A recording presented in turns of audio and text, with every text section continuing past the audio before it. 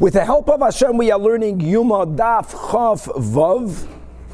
We're going to continue today with the Mishnah on top of the Amid that speaks about the Payas Hashlishi, the third lottery, and the fourth daily lottery. Until now, we learned about the first Payas that was instituted after the terrible occurrences that happened when it came to determining which coin will do the Trumas Hadeshen. We also learned in a Braisa, and we'll repeat this today, that once they instituted the first Payas to be the one to determine who will remove the Trumas Hadeshen, there were other things that year did, including the preparing of the Mizbeach, which means preparing the Maracha, etc., as we'll go into details more right now. Then we learned yesterday about the second Payas. And the second Payas involved the morning Talmud, beginning with the Shechita, like we said, with the Zrika, with the clearing off of the inner golden altar, with the clearing off of the Mizbeach, those 4 steps, and then 9 steps regarding bringing up the Eivarim of the Talmud to the altar. And we spoke out that they didn't bring it up and throw it on the fire. We spoke about the 9 kohanim bringing up the different parts of the limbs and then of the intestines, etc., they brought it up to the lower part of the ramp. They actually put it down on the ramp. Some pratim I learned in Talmud, not over here. Then they went into a place designated for their Tefilla. They said the Shema, they said Shemona Esrei, etc. And we're going to continue today with the third Payas, which will be the Payas for the Ketoides. And the fourth Payas will be bringing up the limbs that were already on the ramp all the way to the top. And Larashi, all the way to the top means not only to the top of the altar, but throwing it on the Mizbeach. Now we're going to learn a little bit about the uniqueness of the Ketoides. We already spoke out. Why was it Chadashim L'Ketoides that it brought about a school of Farashidus? We're going to learn in the Gemara about exactly which kohanim did the Talmud Shel Bein Ha'arbayim. That's something that will have to be clarified. We're going to have the story of the Tzeduki on Amid Beis that did not accept the Torah Shebal Peh, as they don't. And therefore they did not believe that there is a mitzvah to do Nisuch HaMayim. The Nisuch HaMayim is water that's poured in a unique bowl on the top corner of the Mizbeach. At the same time that the Nisuch HaYayin is done during the Korban Tamid, there was, in addition to the Nisuch HaYayin, the pouring of waters, and the Tzeduki poured the waters not in the bowl that went into the cavity, that went into the Shittin, but he poured it on the floor of the Mizbeach, and how people use their esrogim to teach them a lesson. And on the end of Chavav Amid Beis, we're going to learn that when we spoke about the 9 kohanim involved in bringing up the Talmud of the morning, that's only because the morning Talmud was made out of a lamb, a kesev or a kaves. But whenever a oila was brought from a larger animal type, so you have an ayol is also from the same lamb family, but it's an adult lamb. It's a ram. And again, just to remember that a young kevesh is dafke within the first year. When an animal turns 13 months, that animal may b'chlal not be brought. And when it becomes 14 months, that means when it's already a full month in its second year, until the end of the second year, that is when the animal is called an ayol, a ram. There were certain, let's say a korban musaf has to be brought from an ayol. Sometimes you brought an oila out of a par. And the larger the animal, the more the kohanim were needed to bring it up onto the Mizbeach. And the Mishnah at the end is going to speak about what happens when a yachid brings a korban oila, which is a typical offering korban of a yachid. We're going to learn about, it's not clear whether there was a lottery at all, but we will learn clearly that there are huge differences between the bringing up of a korban yachid versus the bringing up of a korban sibur, and many, many more details. Chavra, let us start on Daf Chavav Amid Aleph, right, 3 lines from the top of the Amid by the Mishnah. Baruch atah Adino Eloheinu melech ha'olam shehakol neh b'dvarim. The end of Chav Beis, the Mishnah writes that there were 4 payasais every day. So as we spoke out in the intro, the first payas was Trumas Hadeshen and others, Chusim. Second payas was from the Shechita of the Talmud Shel Shachar, to determine who will do that, the Shechita, the Zrika, and the bringing up of the other parts. And now says the Mishnah, payas Ashlishi, the third lottery. So before they would gather the kohanim, they would make an announcement. to make it clear who may not join the lottery. And what did they announce? Chadashim lakatoides. Only those who are new. New meaning, like Rashi says, they were never yet zoicha to offer the katoides. They should be the ones that bo'u v'hafisu, come gather to cast the lot. Only they were allowed to enter the circle. And v'haravi, now when it came to the fourth time that they made a payos, and what we learned, it wasn't done one after the other. Fakert, they wanted to add excitement, bebeis elikim, nahalach beragish. It was at different times. What was that? So they gave an intro, chadashim im yeshanim, because since they excluded the yeshanim for the ketoides, to make it clear that everyone is invited to join, so they announced chadashim im yeshanim. And what's the fourth payas? Mi ma le'evadim min hakevesh la mizbeach. Who will bring up the evadim from the ramp all the way to the top of the mizbeach. There are two very important arguments amongst the Rishonim. Number one, and we're going to learn Shitas Rashi, that interestingly, here there was only one kohen. There are other Rishonim that hold, like the Tosfos Yeshanim, that just like you had the 9 kohanim that brought up parts of the carbon to the lower part of the ramp, here also you had the same number of kohanim bringing up the carbon now, like we have in the picture, from the ramp to the top of the altar. But anyways, we're going to follow Shitas Rashi, that the final step of the bringing up of all of these animal parts were done by one kohen. Another very important machlekes rishonim. And let's go again with Shitas Rashi. Even though the Mishnah says la mizbeach is mashma, because you're on the ramp, you bring it just to the altar. But Rashi understands la mizbeach means la mizbeach and into the fire. Other Rishonim hold no, that there was actually someone else that would take it, that would already be standing on top of the mizbeach, and he would receive it from the kohen bringing it up, and he would throw it on top of the marachi gedolah. But anyways, we're going to follow Shitas Rashi, that the fourth payas was mamish for one kohen, and not only did he bring it up part by part, but he brought it up and he threw it in the fire. Okay. The Gemara is going to begin focusing on this chadashim lakatoides. Says the Gemara Tana, we learned that indeed ma'olam loishana adam ba, no one ever offered the incense more than once. And my Tama, what's the reason for that? Why did we not allow a repeat? Amar Rabbi Chanina mipnei shema aseres, because it made the one who offered it wealthy. And therefore what? And therefore it's not fair to offer this opportunity that has such a great segula to the same person 2 times before another never got it even once. And Omar laid off Papal Abaye to Abaye, what's the source of it? My Tama. In other words, and we're quoting here psukim that we have in the Zois HaBracha. The pasuk writes that Yoiru mishpatecha liYaakov v'seirascha liYisrael. And the pasuk continues. Now the Gemara is quoting Yosimu ketoides ba'apecha, that they meaning, listen guys, this psukim is written for Bechlal Shevet Levi, but including it, obviously we're speaking specifically for the Kohanim in that Shevet, that they placed the ketoides ba'apecha. Ba'pecha means in your presence, or ba'pecha means in front of you. And it says in the next pasuk, now really the pasuk doesn't end there. It says Yosimu ketoides ba'pecha, who remembers, and then it says v'cholil al mizbechecha. And they bring karbanos that are fully burnt, right, on your mizbech, which actually means the oila. The Gemara now is skipping the ending of the pasuk. We are making a bridge from the words Yosimu ketoides ba'pecha, and then we're going straight to the next pasuk, that Barech Hashem Cheli, that may Hashem bless his Cheli. His Cheli here means his resources, his wealth. So we were teaching that Barech Hashem Cheli is specifically for the one that will be Yosimu Ketoides Ba'pech. So asks the Gemara, 1 second, open up a Chumash, and between the words Yosimu Ketoides Ba'pech and the next pasuk Barech Hashem Cheli, you have the words V'cholil al Mizbechecha. So why don't we say that Ubarach Hashem Cheloi goes for those people who offer an oila? So the answer is based on a premise that Barach Hashem Cheloi does not go to both.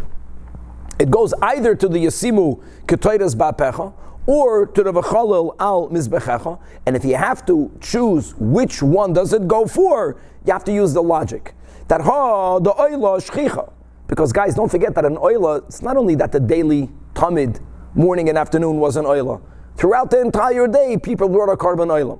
The ketaitis is much less frequent. It's loy shchicha. It's only brought twice a day. And Rashi says, umistaber, I'm reading in Rashi, that the chik siv oishir, that when God is giving wealth, adeloy shchicha. Because the imkei nimtzu hakoy lashirim. Everyone will become wealthy. And therefore what? And therefore, if everyone is wealthy, you're no longer wealthy. No, how do you determine wealth? Really, the Mishnah says, but if we are determining wealth in a very external way of whoever has, so to say, more, it has to be more than the other. If everyone has the same amount of money, then you can't say that this person is wealthy. Okay, weiter. Amar Rava. Now that we quoted these psukim, so Rava says something very interesting. That loy mashkachas surba mirabanan. You will not find a young Torah scholar. Many people understand that the young means under 40.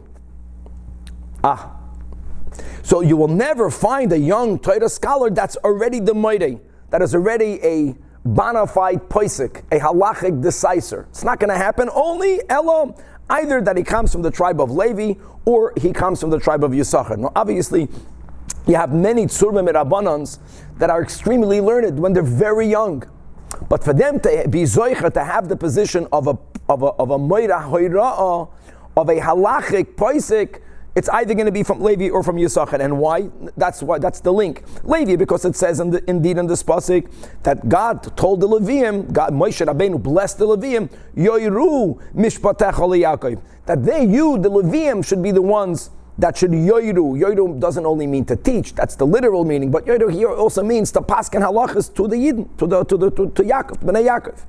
And Yisachar, as it says, that Yisachar were yoidei bina li'itim, they were the ones that had understanding of the times. That actually specifically means that they were the ones that chap more than the others the movements of the heavenly bodies, which will help them determine how to make a calendar. That's a unique type of grasp of understanding of Bina. Bina lo'itim, the understanding of the times. But then it says, Vaiter lo das mayasel Yisrael, that their unique gift of Bina helped them determine how Yidden should behave, to pasken halachis. I frag the Gemara of Gut, ve'ema Yehuda Nami, if you find a young, Tzurma Midrabana means a young Talmud Chacham, maybe he comes from the tribe of Yehuda, he's a Jew, from Judah. The Chsiv, as it says, Yehuda is Mechoike, ki Yehuda are the lawgivers, paskening halachas. So the Gemara says no, that asuke shemaitza alibo de ilchasa koamina. A lawgiver is one thing, one level. Asuke shemaitza alibo de ilchasa means that when you're learning a sugya and you have different opinions, you have opposing opinions, to have the koyach, to be certain, sometimes that the das yachid, sometimes the poisik is going against the majority. That's a unique type of gift, and again, that's granted to every yid that learns once you are 40 or older. But to have someone that young, under 40, having that koyach, that must be, that's a special bracha that God gave, either from Levi or from Yisachar. B'chlal, here you see, like everything else, on one hand we say, Yogato Matzasa Tamen. In other words, or in the opposite, that Lo Yogati Umatzasi Al Tamen. Of course, everyone has to make an effort. But when Yidden make an effort, the results of the effort, that God gives the results. And and there's a special gift, especially when it comes to La'asuka Shemaitza Liba de Hilchasa, given over to the tribe of the Levium, which obviously also include the Kehanim, and to the Bnei Yisachar. Okay, coming back now to our sugya, what's amazing is that we learned about the four payasas. The last payas was the conclusion of burning the Tamid Shel Shachar. Now, my friends, hold on. That's all? I get it that during the day, between the morning Tamid and the afternoon Tamid, people brought their own personal karbanis. But what happens to the whole Tamid Shel Bein Ha'arbayim? And by the way, that includes the afternoon Ketairis. So don't tell me there was another payas. It's going to be complicated because then there's more than 4 payases. That's the issue we're going to have to address. So first of all, says Rabbi Yechanan, indeed, since we went through all the 4 payases and that's it, so it must be that ein mefaisen al tamid shel bein ha'arbayim. We don't make another lottery to determine which kohen or which kohanim will be zoicha in the afternoon tamid. But who does it? Elo kohen shezocha boy b'shachris. Whichever part of the particular service, the shoichet, the zoidik, every part, zoicha boy arvis. That will be the same kohen. Now that works. Hold on, says the Gemara in Rabbi Yechanan, very nice. You explain why there's only 4 and not 5, but let's learn a brisa, meisvei. And listen to the nusach of the brisa. It says, Kishem shem afaisim shachris, just like they made a piyus for shachris, meaning for the tamid shel shachris, kach mefaisim bein ho'arbayim. Quite clear, huh? What does he do with that?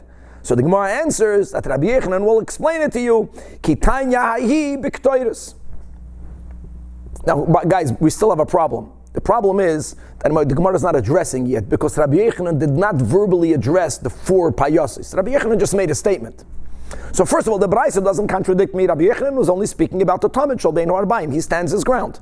There was no new piyus for the Tamid Shel Bein Arbaim. The Brisa says that they made one in the afternoon. Oh, that was for the Ketores. Now what?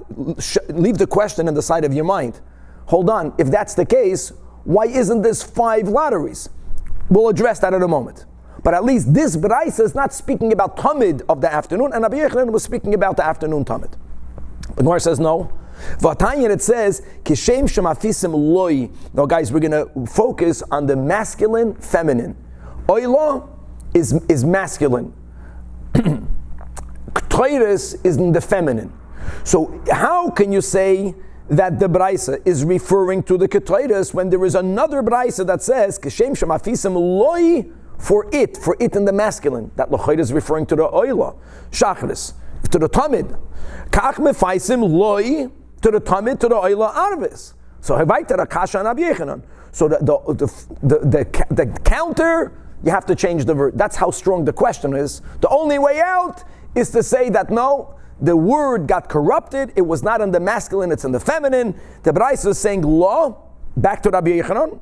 Okay, Ketayres, there was another one. Laws, Lashon Akeva. There was another one just for the afternoon Ketayres, which also makes sense because Chadashim, that's what we said. Chadashim leketayres. You don't want to give it to the same coin twice. Yeah, the daily money measure that was offered as ketayres was divided in half in the morning, half in the afternoon. Give it to another coin. And the Brisa is referring to law. Gemara says, no, you can't corrupt this Brisa. I'll tell you why. Because it says in another Brisa, V'hotanya, Kishem shemafisim loy shachris, kach mafaisim loy arvis. The Brisa continues, Ucheshem shemafaisim lo shachris, kach mafaisim lo arvis. Here the Brisa is clearly speaking sai both on the Talmud Shel Shachar and on the Talmud Shel Ben Arbaim Lamed Vav, and the Brisa is speaking about the Ketayres. Now, by the way, if we're going to now go back to the question of the Mishnah says 4, how many payasas are we up to right now? Now the question is even stronger. Right now there's 6. There's 2 more in the afternoon. Okay. And this answer will answer everything. So Amar Rab Shmuel bar Yitzchak, bar Rav Yitzchak. No, you're right. Okay, the Brisa clearly is speaking about making another lottery for the Talmud Shel Ben Harbaim. But you know when this is done? And Rabbi Yechanan was not speaking about the exception, only on Shabbos Kodesh. Why? Because the change of the guard was during Shabbos.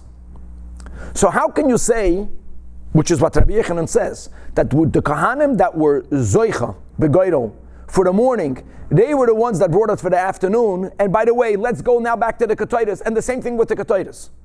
Whoever was Zoicha, the third pious that we started today, in the morning, automatically the same one brought it in the afternoon. There's only one problem. On Shabbos, all of the Kohanim that were in the morning, they left. Their Mishmar ended. A new Mishmar came in. So for Shabbos Kodesh, you have to make a new piyus. So it doesn't bother me that just on Shabbos there were actually now 6 payoses. Nishkan problem. Normally on a daily basis you had 4 payoses. It fits perfectly. When did the Mishmar change? When did the Mishmar change? We're going to learn about this later. It was before Musaf. Before Musaf. That's on a regular. I'm sorry. On a regular day was the morning. But let me just clarify. Rabbi Chaim is just to say like this: that really the Mishmar was a group of Kohanim that came from a family that they were given the schus to work a whole week, from the middle of Shabbos to the next middle of Shabbos. In order for them not to overload, everyone wants to do carbon every day, so we made amongst ourselves, let's divide our Mishmar into 6 groups, mini groups, and every group is called a Beis Av. And every Beis Av worked for 1 day. Why 6? Week has 7 days, because on Shabbos Chodesh, everyone came back in. Clear? Good. So says the Gemara, answers the Gemara, the Braisa, indeed, and this goes to all of the Braisas, is B'Shabbos Askinan. There was no Breira, there was no option. Hoyel u'mishmarois mischatchois. There's a new mishmar in the afternoon. So you can't tell the Kohen who did the Talmud Shal Shachar, wow, you were even lucky through it to win the afternoon. He's not there, he's not allowed to do the Avodah. But the Nakuda is, Chap now, that's the way we're going to learn the Gemara, that this is even true to the Ketairas. Verstehst? In other words, indeed, there were only 4 payases. The problem is, before we had this clarification, and we had a few braises, and it came out that what? Especially the last one, that there was another 2 lotteries made in the afternoon before the interpretation limiting it to Shabbos. So now nefishiluhu payasos. So hold on, that's a problem. The problem is now we have more than 4. How do they even understand it that way? Answers the Gemara, even according to the Havamina, Maisi kula mitzafri asu. When did the Kohanim gather? They gather in the morning.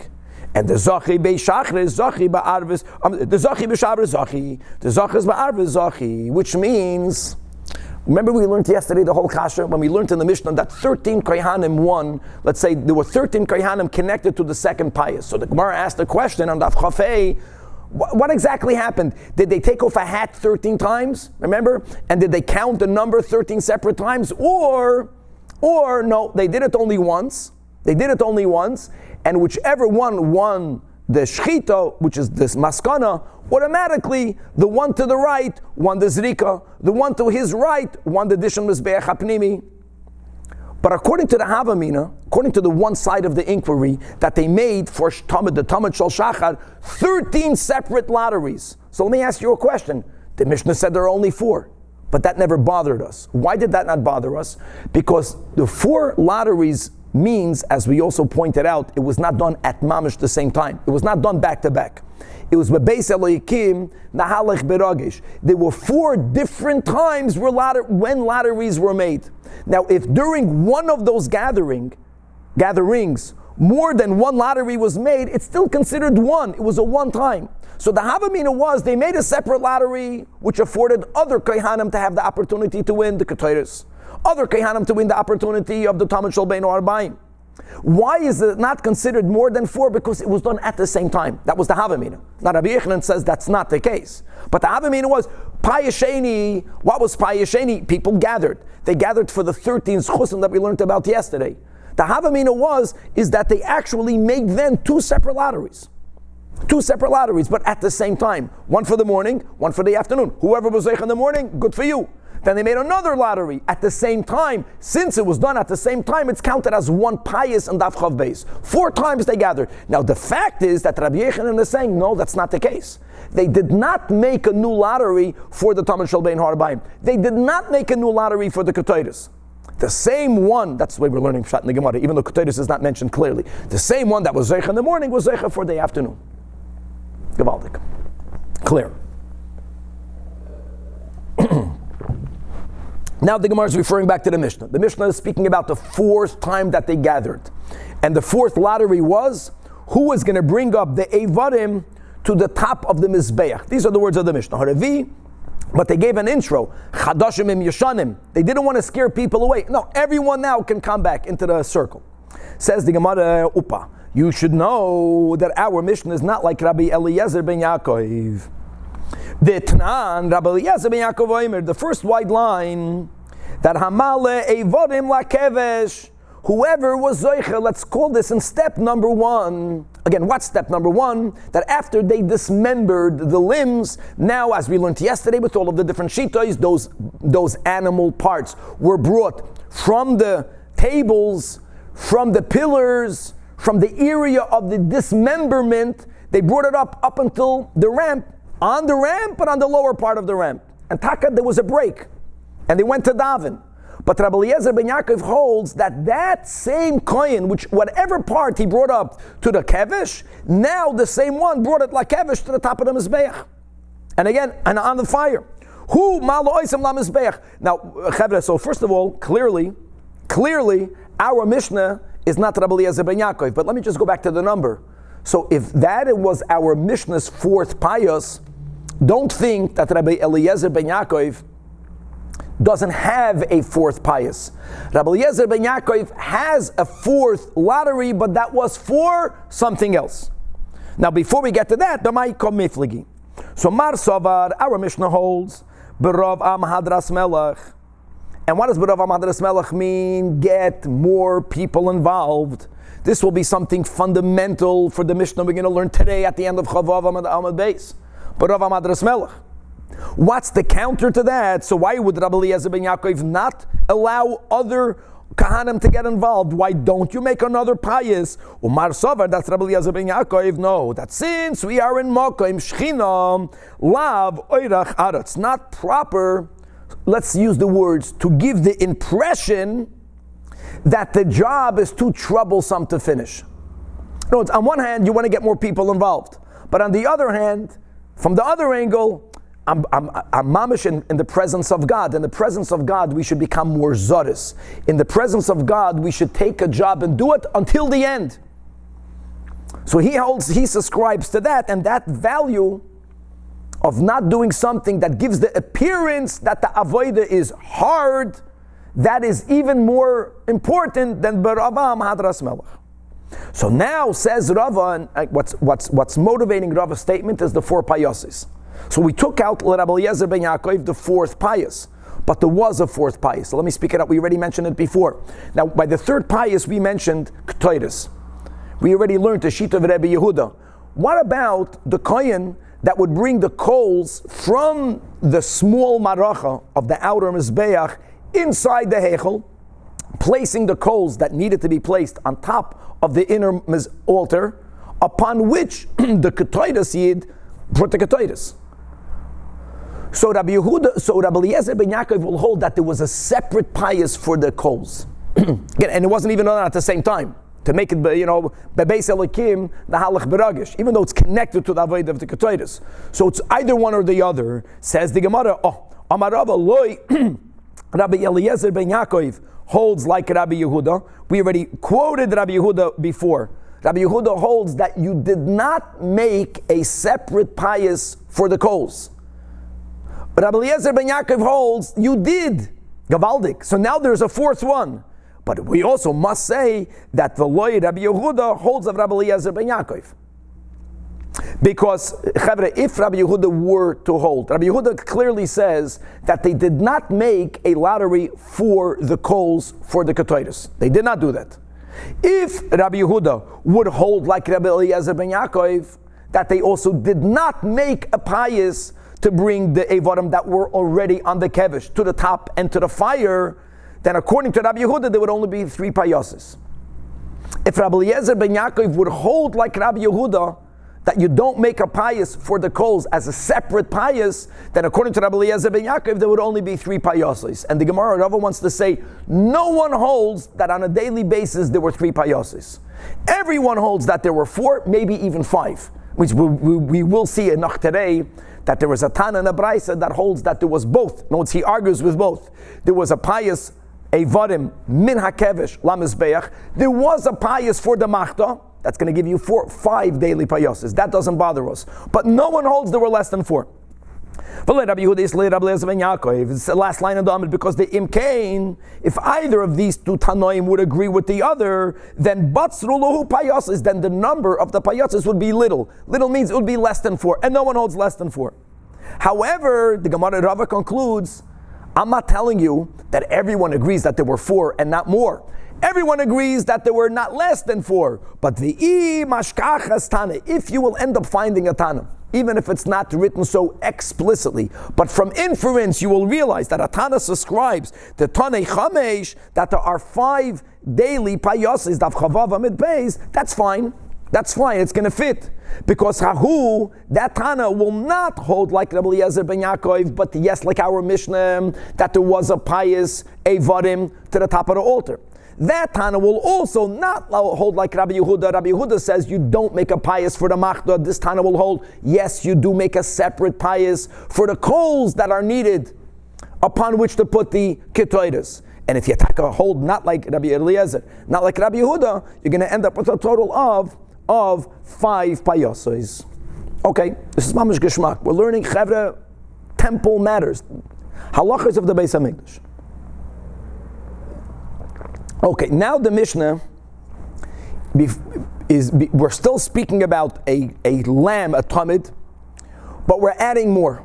Because what we had yesterday was, I know the numbers changed for a reason. The number that we had yesterday was, Chevra, what was the Payasheni? The Mishnah said 13. The Mishnah said clear 13. But if you remember, the 13 are not mamish in the same group. There were the first 4, and then the other 9. The 4 was, again, the shoichet. We established that the shoichet is not the mekabel. That was yesterday. The second one was mizoirik, but really it meant who's going to be the mekabel, the moilech, and the zoirik, 2. Then we learned the coin next to him was zoicha bedishun mizbeach hapnimi, and then mi medashin de menoira. And then the Mishnah said, okay, now let's go to the tamid. It's now that we shechted it, we don't even mention flaying it. We don't even mention dismembering it. We will actually learn soon that there are those that hold it doesn't even have to be done by a kohen. The taking off the skin and the cutting it up into the right pieces. So let's not even, and there was zikr, no pious for that. The whole pious was to prevent machloikes, something that is not that choshev as an avoida, did not demand the pious. We'll learn a lot that in the later dafim. But now the Mishnah says that no, it's not only 9. That there were certain times that connected to the second pious, there were more than 9. Now really it means more than 13. But the lashon of this Mishnah, we are ignoring the first 4. Of course they always exist. We're going to focus only on from when they would take up the Eivarim, which didn't only include the Eivarim. Remember, there were 5 with the Eivarim. If you look in the Mishnah that we learned yesterday, the 6 was for the Kirbayim. Then we had the Soilis, and we had the Chavitin, and we had the Yain. Fine. The 9 from the Rosh and the Regel. The Rosh and the Regel was the first of the 9. So says our Mishnah, Tamid, Karev Betisha, which is exactly what we learned yesterday. So Rashi right away says, what do you mean Betisha? It's B'shloisha Asar. Yeah. This Mishnah is shelving the first 4. We're going to put it together in the Gemara. But we have 9. However, it wasn't only 9.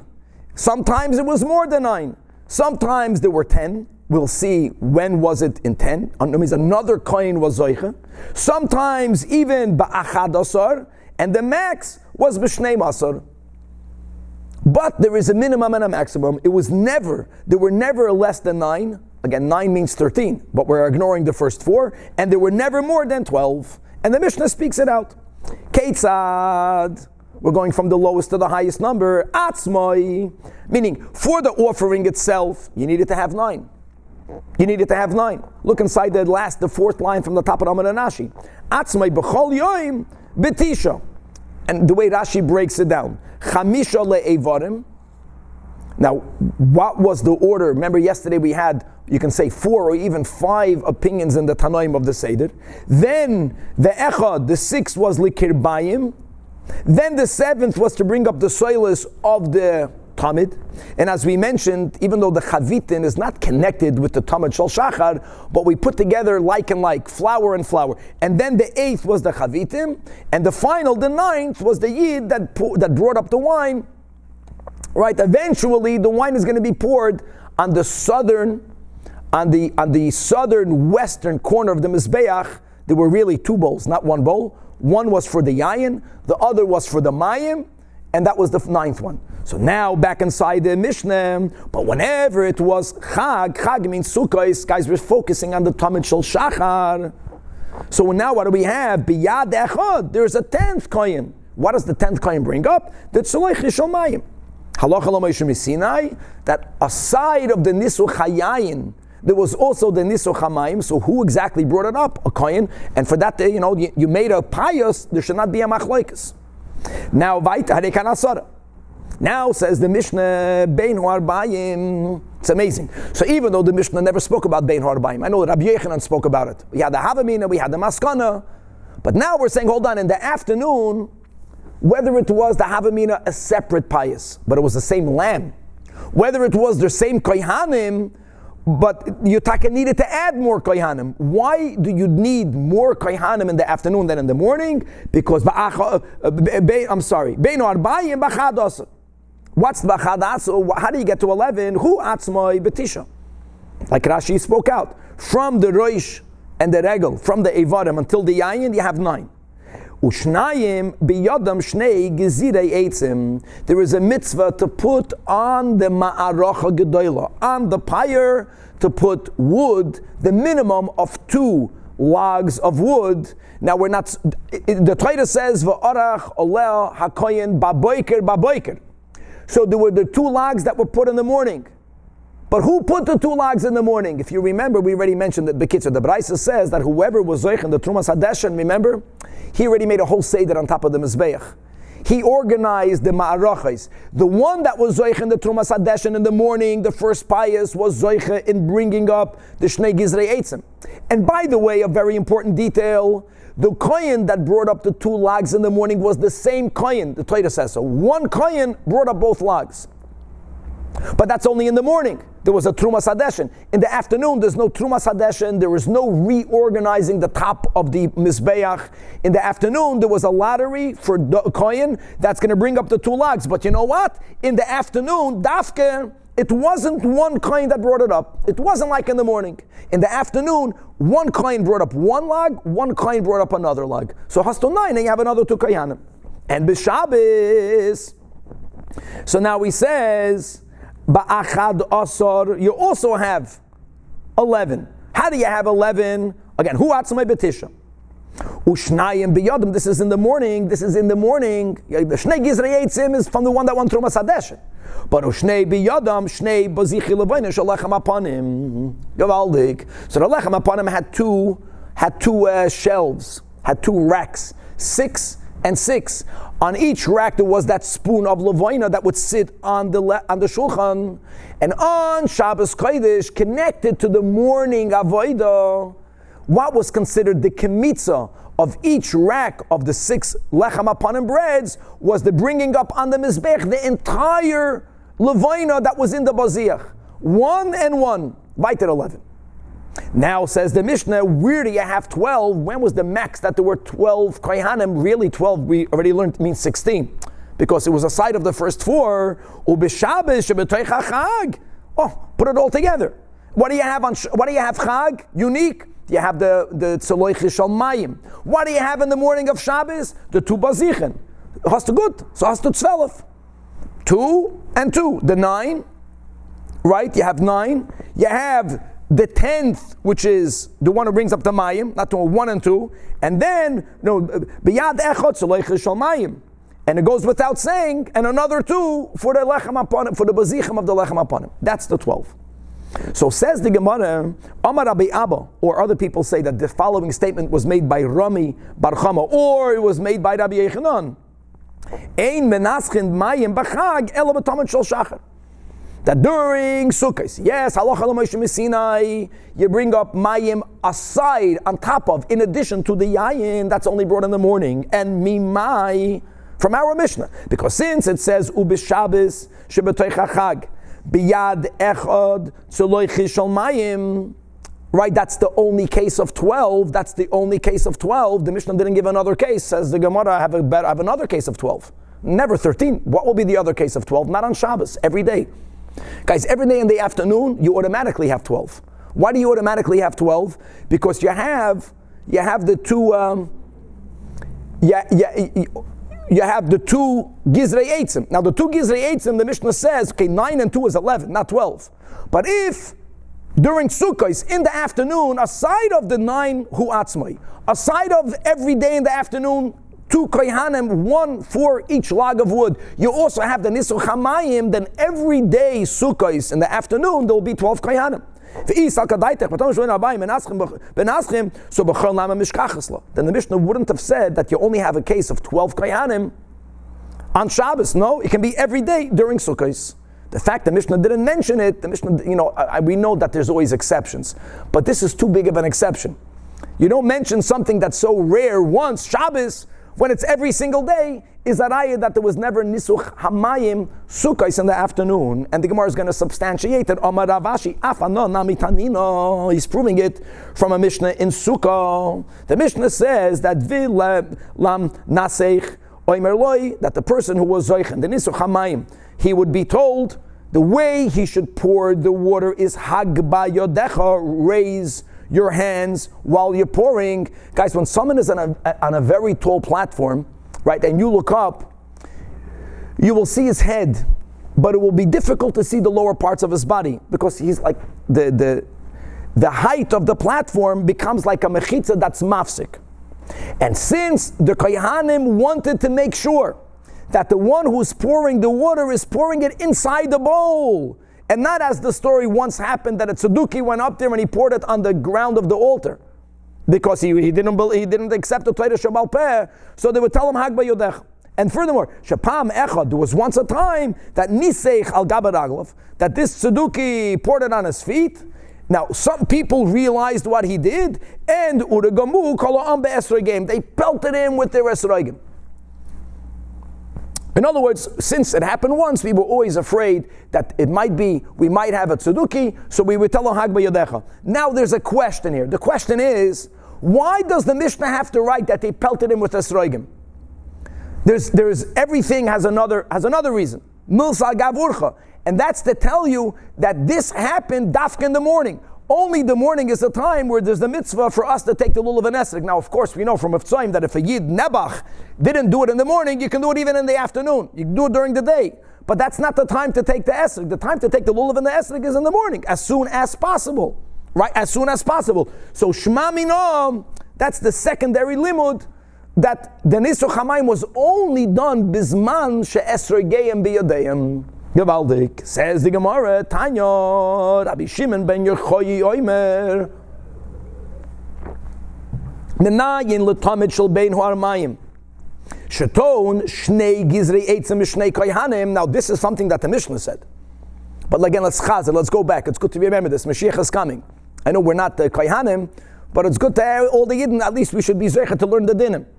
So not only was the morning different in the afternoon, because the one who was zacha to bring the shnei gizrei eitzim in the morning, right, he was connected to the Trumas Hadesh and Payas, not connected to the Payas Hasheni. So that alone differentiates the morning and the afternoon. But we're going to focus on the fact that the kohen, that Taka needed to put on the ma'arocha at least shnei gizrei eitzim, it was one kohen for both logs of wood. And if you remember in Shkolim, we already spoke out. It's not a log. Don't think about something circular.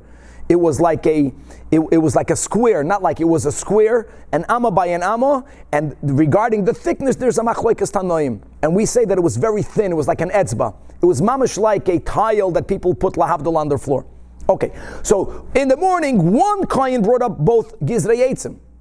But in the afternoon, as we have in our Mishnah, how do you go from 9 to 11? Because there were two kohanim, meaning one kohen per log, not one kohen which kept two. What's the source of that?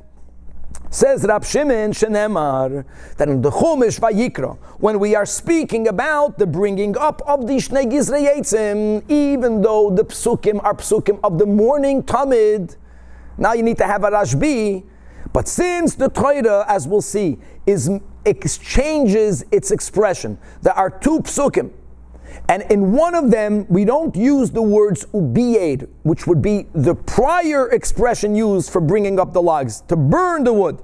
Here it says, va'archu eitzim, right? They, woods, everything is b'lashon nabim, all right? Eitzim, and the whole va'archu eitzim is not needed, because the Torah already mentioned, like we said, that wood should be brought up baboiker. We already have that ubiyed akoyin eitzim baboiker. So the second pasuk va'archu eitzim is not needed for the morning tamid. So we use one of the lemudim shatoin and the dreshes, which is not part of the yud gimel midos, but it's one of the midos. There are many more than the yud gimel midos, and that is im einoi inyel tamid shel shachar. Because we don't need it. Because the Torah already says, Ubiyed, Oleh, HaKoyin, Eitzim, Babayker. Now guys, look, that Ubiyed, Oleh, HaKoyin, not HaKoyhanim. Clear. In the morning, it's Taka Eitzim, it's Taka 2, but it's brought up by one Koyin. So this other pasuk, Va'orchu, Eitzim, they is Lashon Abim, not one Koyin, two Koyanim. So Va'arach Oleh is not needed. And therefore, we apply it, that's the main Ingen, Tenei Ingen. You have to mamish be a Rashbi. Like, how do you know what to put it for? Must be Tenei Ingen, Tomash Bein Harbaim. And since it's written in the plural, not only Eitzim in the plural, that we have in the morning, but Va'archu, not Ubir HaKoyin, Va'archu Pashit. So there's two Koyanim. So that's the end of the Rashbi. So asks the Gemara, hold on. At the end of the day, both of these psukim are written regarding the Talmud Shel Shachar. It's always a stretch to go Eino Ingen Tenei Ingen. So why don't you say Talmud Shel Shachar? In other words, then maybe the Torah wants that every morning, guys, there should be 4 logs of wood. 4 logs of wood. 2 brought up by one kohen. V'amar Rachmana Avid bring up 2 by 1. You're right, va'archu lashonabim. And then in the morning, another 2, a total of 3 kohanim and 4 logs of wood, all in the morning, v'hadar avid, and then do it again, va'arach aleha, right, va'arach aleha. Answers the Gemara, no, that can't be, because imkain, the Torah would have used the same word, imkain nemakra, ubiyed, not ubiyed va'arach. So the Gemara says, no, ikas v'rachman ubiyed, havamina chad in terei loy. No. If the Torah would have said ubir twice, then I would have thought, again, 2 kohanim. They bring up a total of 4 logs, but only 2 kohanim. 1 brings up 2, and another 1 brings up 2. And that's why, this is all part of the question, that's why the Tovenavet Chad and Avet Trei. 1 brings up 1 brings up 2. But we wouldn't have known that the second bringing up of the woods have to be brought up by 2 people. But maybe again it all goes for the morning. So the Gemara says, no, I get it that the Torah would have to write a Lashon Abim for the second wood placing. But use the same word if it's all in the morning. Imkain, either Nemakra Ubiyad Ubiyaru, and that would have been enough. Ubiyad Ubiyaru would have been clear. The first 2 are brought up by 1 kohen. The other 2 in the morning are brought up by 2 kohanim, or Va'arach Va'archu. But Mayu Ubiyad Va'archu. Not only a shinoi from Lashon Yachid, which is the morning, to a Lashon Abim, 1 kohen versus 2 kohanim, but Shema Mina, like Rashi Bar Yerchoi, Kid Kamrinen, this limud of him, Einoi Ingen Tenei Ingen. The Va'arach Oleh is for the afternoon, and the afternoon's placement of the woods were dafke done by 2 kohanim, as it says in our Mishnah, and that's the source. So therefore you went from 9 to 11. The 9 plus 2 kohanim, 1 for one wood, 1 for the other wood. Says the Gemara, Tani Rebbe Chia. Now Rabbi Chia, unlike Rabbeinu HaKadosh, that for some reason in our Mishnah changed the 13 back to 9, because he wasn't even focusing in our Mishnah B'negeya the first 4, but there were Taka 13. So Rabbi Chia learned the Braisa similar. He says sometimes pious, sometimes Yud Gimel, right? And that's the Yud Gimel, because my friends, 9 and 4 is 13. That's Taka what we had in the prior Mishnah. And he was learning the same din in his Lashon. Our Mishnah said 9, 10, 11, 12. So let's go start 13, sometimes 14, sometimes 15, sometimes 16. Now we got a problem. The problem is that Ve'hatanya Yud Zayin. Now we'll appreciate what we learned the top line in the Amid. It says Yud Zayin, there are times that it is more, not like Pachos V'lo Yoser. Indeed, says the Gemara, Hahi goes to the Tani Rabbi Chia, not to the Yud Zayin. He also goes to our Mishnah. Is the Loi K'Rabbi Eliezer ben Yaakov, Elul K'Rabbi Yehuda, like we spoke out at the end of right before the new Mishnah. In other words, if you hold that there was either, let's go not like Rabbi Eliezer ben Yaakov. What does Rabbi Eliezer ben Yaakov hold? Rabbi Eliezer ben Yaakov holds that you don't even make a pious reviv to put the Ivarim on the ramp. But if you hold that you you make another pious, another kohen to bring the Evarim from the ramp on top, and chevre, and there was another, so what are you going to have? So you're going to have a 17th one. You're going to have a 17th one. In other words, if you don't subscribe that there was a special pious for the Evarim to the top, Now, what did we learn until now? That if you don't subscribe to that, what did Rabbi Eliezer ben Yaakov say? The same kohanim that won to bring it up for the first part, they were the same ones that brought it up again. But let's go with another Tana that's not our Mishnah. That they will hold that no, that there was another Yid that was part of the Payis Hasheni. It was part of the Payis Hasheni. So you got the 9 plus the 10th every time was someone connected to that Payis that brought it to the top of the Mizbech on the Haktorah. 1 second. So according to that, for what did you make the fourth lottery? The fourth lottery is not like Rabbi Yehuda.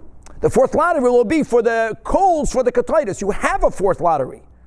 Our Mishnah holds that the final step was a second Payis, a separate Payis. But the Tana that says 17 does not subscribe to that separate Payis.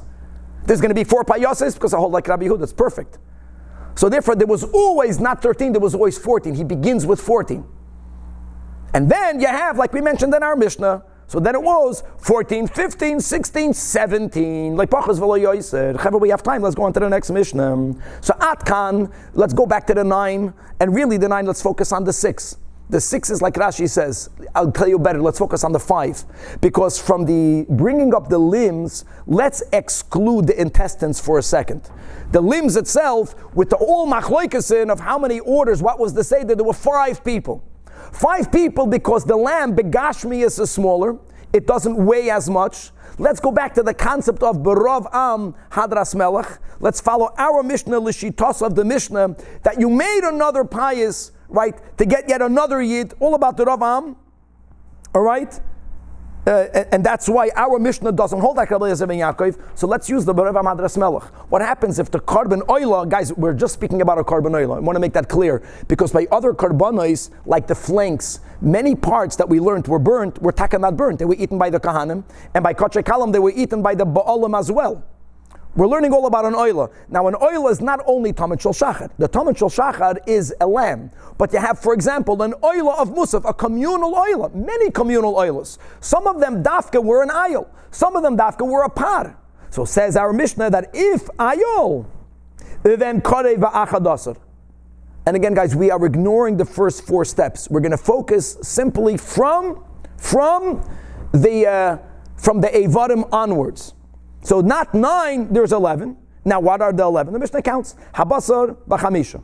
That's why I like the chamisha is the same. That's why Rashi also separated them. Because the kirbayim, we'll see, that was where it began to change.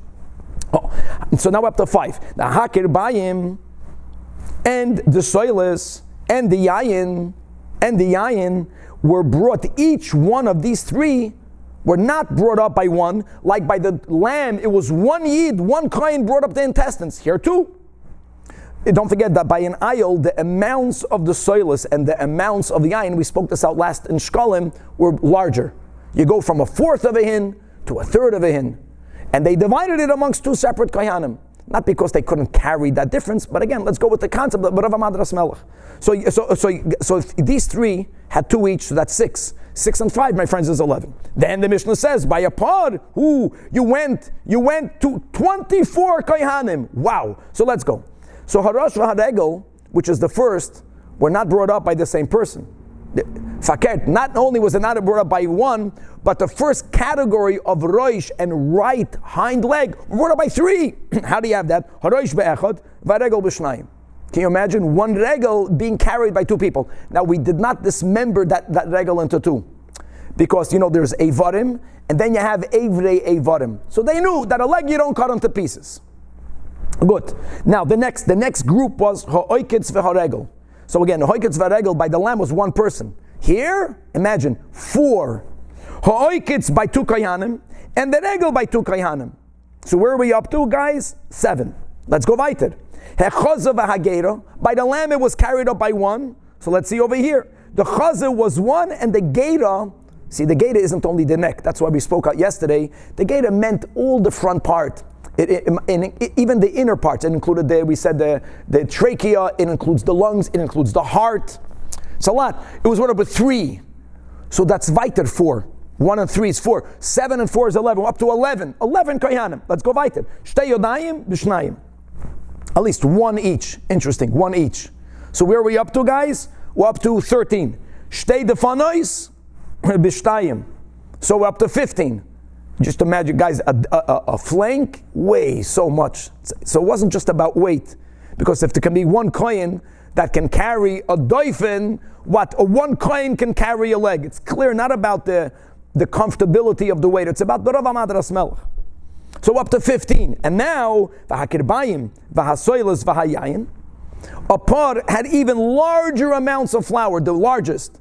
It had a chatzi yahin of yayin, a chatzi yahin of shemen, so b'shloisha shloisha.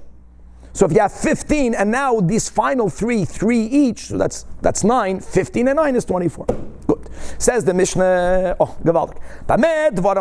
Everything that we learned until now, going back to the Talmud, that there was a specific number of kahanim, and we used the lottery. That's only by korbanos tzibur. Avol bekorban yachid imratz lahakriv makriv. Now, guys, there's a whole gewaldike machlokes. What does that mean? The taich is whichever kohen wanted to bring it can bring it, right?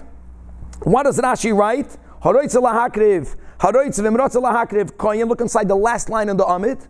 Yachid es hakoil ubeloi payas. That if there's a korban yachid and one kohen wants to do the whole thing, my friends, then he did it without a lottery.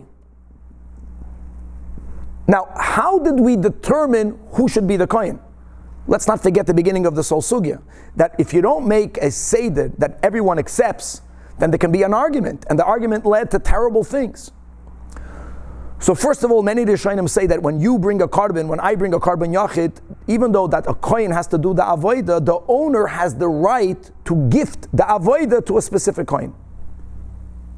And they say that if the owner did not determine which kohen should do it, then ein chanama you would make a pious. Another detail, if the owner did not determine which kohen should do it, then it wasn't that they made a lottery only to determine which kohen should get it. No, then they would give it to many kohanim. The same thing, it would be a total of 13. That's what Rashi is trying to say, that there was the option of giving it to only one kohen. If you only gave it to one kohen, then you didn't do the pious. But there was such an option, and then the Mishnah concludes, this is the last line of the Mishnah, that regarding all of the karbanos, whether it's yachid, whether it's tzibur, whether it's a lamb, whether it's a ram, whether it's an ox, have sheitan v'nituchan, because we went from the shchita to the zrika, and all of a sudden we begin speaking about who brought it up on the mizbeach. So alo, you don't do shchita zrika and you bring it up. There are 2 steps, and that is the flaying, and that is the dismemberment. So the Mishnah didn't mention it. So says the Gemara, have sheitim v'nituchan elam, they're the same. Same what? The last line in Rashi. Shel tzibur v'shel yachid shaven lihiyois k'sheitim bizar. They're the same, that it didn't even have to be done by a kohen. And therefore, even when it was done by a kohen, you didn't have to make a payos. And that's going to be a gavaldik. We're going to continue in the next daf. Hold on. If something that can be done by a zor doesn't need to have a lottery, so let me ask you, why was the shoichet determined by a lottery? That's going to be a big question. But we're going to see now, I'm going to have to define the criterion. What is avoida? Avoida enough? You need to have a lottery. All of that, God willing, to be continued.